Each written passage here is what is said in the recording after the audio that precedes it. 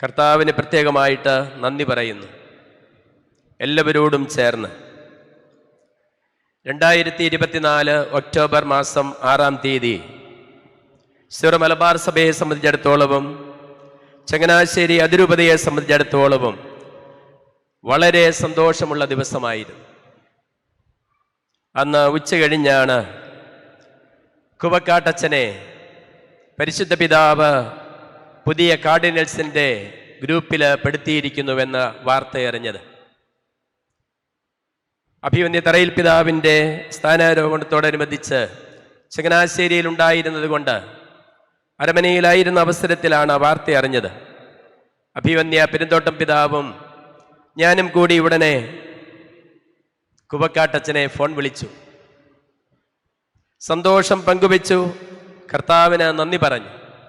അപ്പോൾ കുവക്കാട്ടച്ചൻ പറഞ്ഞ മറുപടി ഇതായിരുന്നു: പാവങ്ങൾക്ക് ശുശ്രൂഷ ചെയ്യുവാനും ചെയ്തതിനും ഒരുപക്ഷെ കർത്താവ് തന്ന മറ്റൊരവസരം. ഈ ദിവസങ്ങളിൽ നമ്മൾ കുവക്കാട്ടച്ചൻ്റെ അഭിമുഖങ്ങളും അദ്ദേഹത്തിൻ്റെ പ്രതികരണങ്ങളും എല്ലാം അറിയുകയും വായിക്കുകയും എല്ലാം ചെയ്തു. അവിടെയെല്ലാം അദ്ദേഹം ഊന്നി പറഞ്ഞിട്ടുള്ളതും അഭിമന്യ ആലഞ്ചേരി പിതാവ് ഇപ്പോൾ പ്രസംഗത്തിൽ സൂചിപ്പിച്ചതും അദ്ദേഹത്തിൻ്റെ സുഹൃത്തുക്കൾ നമ്മളെ അറിയിച്ചതുമെല്ലാം അദ്ദേഹത്തിൻ്റെ ഈ ആഭിമുഖ്യമാണ്. എവിടെ നിൽക്കുന്നു എന്നുള്ളതല്ല, ഏത് ദിശയിൽ നീങ്ങുന്നു എന്നുള്ളതാണ് ഒരു വ്യക്തിയെ സംബന്ധിച്ചിടത്തോളം പ്രധാനം. തൻ്റെ ആഭിമുഖ്യങ്ങളും തൻ്റെ പ്രയോറിറ്റീസും അദ്ദേഹം തൻ്റെ അഭിമുഖങ്ങളിലും തൻ്റെ പ്രതികരണങ്ങളിലുമെല്ലാം ഇതിനോടകം നമ്മെ അറിയിച്ചു കഴിഞ്ഞു. നിയമന വാർത്തയ്ക്ക് ശേഷം പരിശുദ്ധ പിതാവിനെ കണ്ടപ്പോൾ പരിശുദ്ധ പിതാവിനോട് കുവക്കാട്ടച്ചൻ ചോദിച്ചു, പിതാവേ, ഞാൻ എന്താണ് കൂടുതൽ ശ്രദ്ധിക്കേണ്ടത്? പരിശുദ്ധ പിതാവ് പറഞ്ഞു, you be who you are, you continue to be what you R.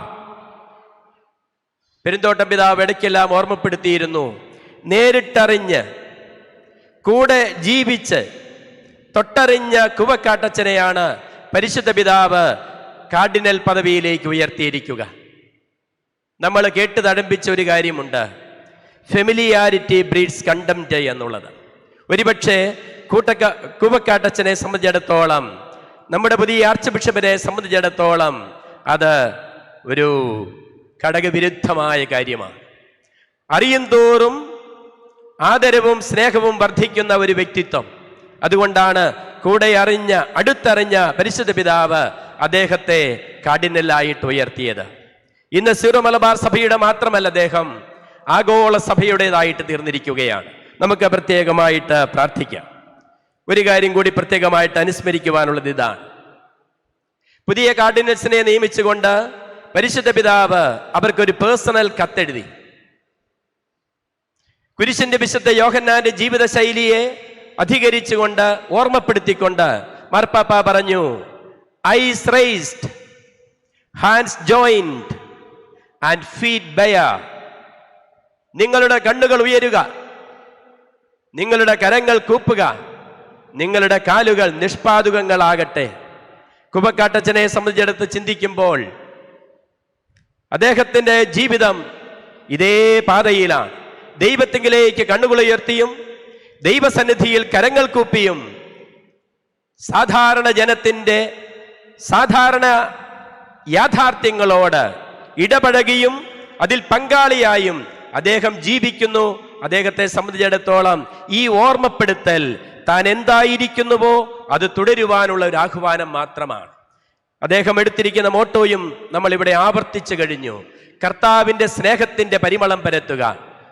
ഞങ്ങളുടെ പ്രിയപ്പെട്ട കുവക്കാട്ട് പിതാവേ, അങ്ങ് ഡിസംബർ 7-ാം തീയതി കാർഡിനൽ ആയിട്ട് ഉയർത്തപ്പെടുമ്പോൾ ഞങ്ങളെല്ലാവരും അഭിമാനിക്കുന്നു, ഞങ്ങളെല്ലാവരും സന്തോഷിക്കുന്നു.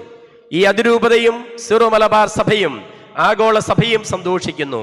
ഇവിടെ ഇരിക്കുന്ന എല്ലാ വിശിഷ്ടാതിഥികളോടും ചേർന്ന് എല്ലാ ഡിഗ്നിറ്ററീസിൻ്റെയും പങ്കാളിത്തത്തിൽ അങ്ങേക്ക് എല്ലാവിധ ആശംസകളും നേരുന്നു, എല്ലാവിധ ദൈവാനുഗ്രഹവും പ്രാർത്ഥിക്കുന്നു. ഇതുപോലെ സഭയിൽ എന്നും ശ്രേഷ്ഠമായിട്ട് ശുശ്രൂഷ ചെയ്യുവാൻ അങ്ങേക്ക് സാധിക്കട്ടെ എന്ന് ഞങ്ങൾ എല്ലാവരും ആശംസിക്കുന്നു. ഈശോ അനുഗ്രഹിക്കട്ടെ. Thank you very much.